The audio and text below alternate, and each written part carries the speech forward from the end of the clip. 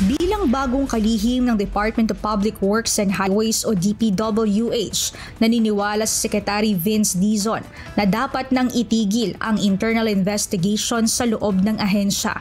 Ayon sa kalihim, mayroong inherent conflict of interest kung ang DPWH ang patuloy na mag-iimbestiga sa sarili nitong anomalya. Let us allow the independent commission to do its job. And I personally do not believe that an organization should be investigating itself. That is at the very least, very awkward.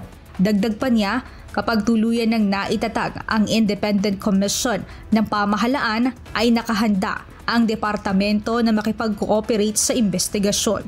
Gayon din ang patuloy na isinasagawang cleansing sa loob ng ahensya. Kaugnay naman nito, nagbigay naman ng reaksyon si dating DPWH Secretary Manuel Bonoan kaugnay ng pagbuwag sa kanyang itinayong Anti-Corruption Task Force. Welcome po yun. Alam mo yung pagbuwag lang po naman ng I created only those yung Anti-Graft Corruption Committee para meron lang po sanang a body na tatanggap lang yung mga sumbong ng ating mga kababayan for them to report kung ano na nakikita nila sa mga tauhan namin sa DPWH. Ayon pa sa dating opisyal, naniniwala siya na may mga hakbang na ang bagong halal na kalihim, kaya naman ang pagbuwag sa binuo nitong task force ay welcome at walang issue. Samantala, kaugnay naman ng issue ng red flag sa budget ng DPWH, tiniyak ni Secretary Dizon na bukas sila sa gagawing pagbabago, pagbawas o realignment sa pondo ng ahensya. Kung meron pong red flag, then titignan po natin kung ano yung mga red flag na yan. Kung kakailanganin pong baguhin, tanggalin o kung ano man ang kailangan gawin, kasama po yan sa proseso. No?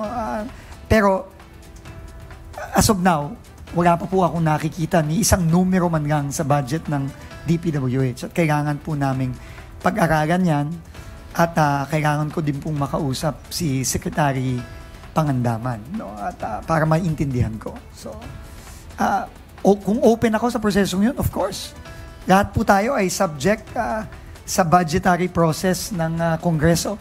Binigyang diin ng kalihim na ang proseso ng paglilinis at pagpapalit ay normal na bahagi na pinagdaraanan ng alinmang institusyon, pribado man o pampubliko.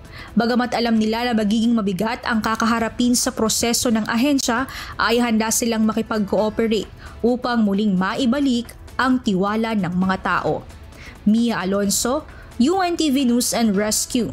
Diyos ang aming sandigan, serbisyo publiko ang aming pinahahalagahan.